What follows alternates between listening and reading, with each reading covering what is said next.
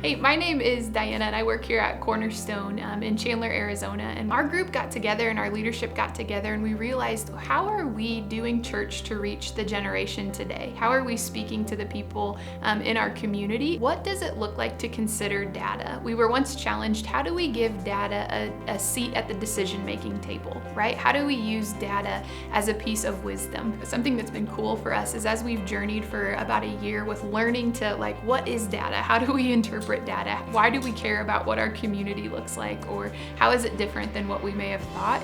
We've learned to ask data questions first.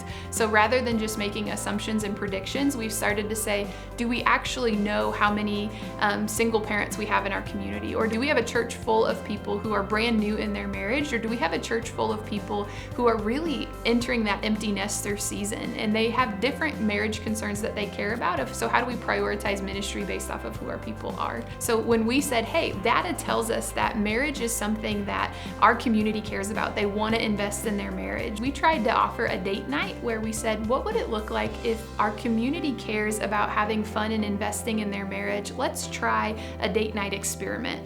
And we said, let's try to market this using digital marketing to people who don't yet come to our church, who live in our community. In our very first date night, we had a sold out event, which was a lot of fun. Over 1,200 people came.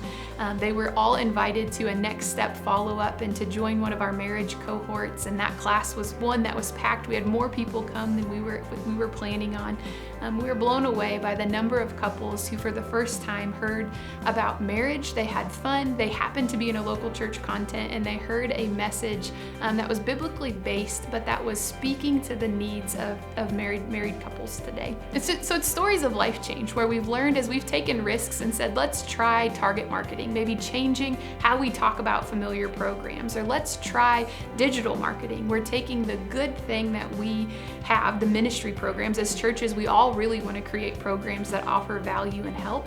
How do we put that in front of the person who needs that? And target marketing and data and Gloo have taught us how to have those types of conversations as we've moved forward, and we've found that we're able to engage some folks we wouldn't be able to meet one-on-one.